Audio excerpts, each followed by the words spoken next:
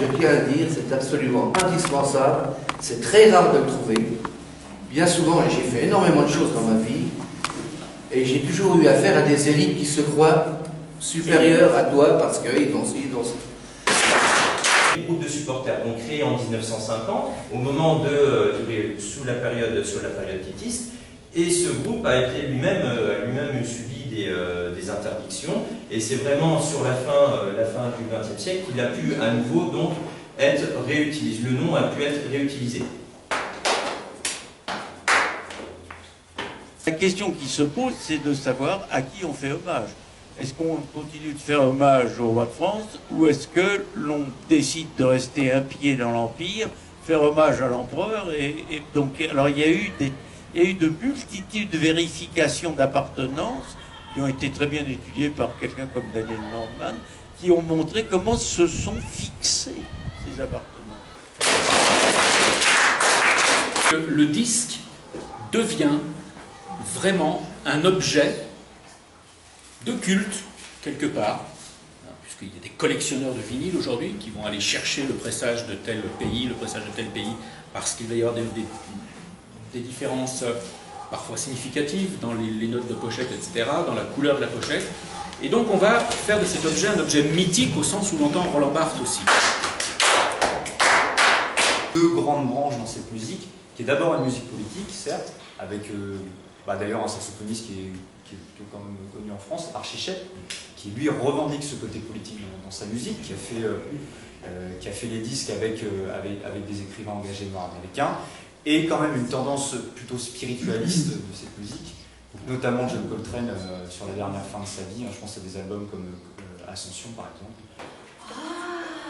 En France, il y a eu des reportages, il y a eu des articles sur le réveil de la société civile, parce que depuis l'arrivée au pouvoir de cette équipe, les manifestations et toutes sortes de démonstrations, enfin pas de démonstrations, mais de protestations, pardon, je cherche le mot, se sont multipliées et c'est vrai, et il y a une mobilisation de la société civile. La valise, qui est un objet de tous les transports. La valise. Ma valise m'accompagne au massif de la Vanoise, et déjà ses nickels brillent et son cuir épais embaume.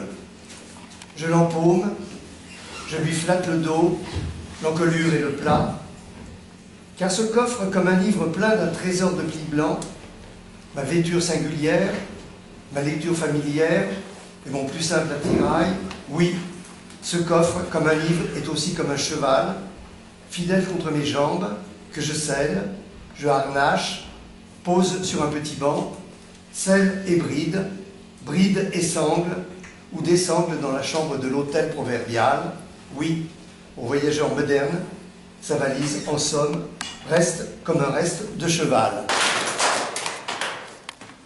Un objet également associé à des cérémoniels, un banquet républicain, ou bien un objet éphémère, mais présent, là encore, dans la trame de la vie politique, un bulletin de vote, une affiche, ou bien plus massive, une barricade.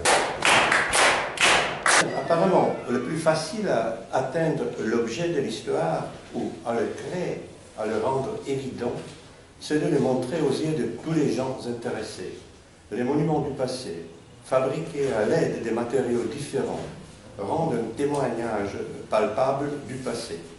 Suffit-il en tant que l'objet accessible à nos sens, le plus souvent à nos yeux, de nous informer de son passé? Sans doute que non. Il nous faut encore entendre, lire ou imaginer un récit ou plusieurs récits qui nous éclairent son passé, son histoire. L'histoire, c'est le récit sur l'histoire. C'est celui qui nous fait entrevoir l'objet de l'histoire. C'est le récit qui est le synonyme de l'histoire. C'est lui qui est l'histoire elle-même. Il y a aussi la fonction pratique de la batterie de cuisine, qu'on oublie dans les musées et qu'on finit par oublier aussi quand on regarde toutes les planches des différentes encyclopédies. Et moi, je suis passé par la littérature. Il y a plusieurs ouvrages. J'ai pris exprès des ouvrages d'auteurs pas très célèbres, pas très connus. je vous conseille même pas trop de le lire, celui-ci. C'est-à-dire qu'en histoire culturelle, il y a des choses qui sont intéressantes, peu importe à la limite la qualité même littéraire. Hein. C'est le cas ici, donc vous n'avez que des nouvelles à partir à chaque fois d'un instrument de cuisine.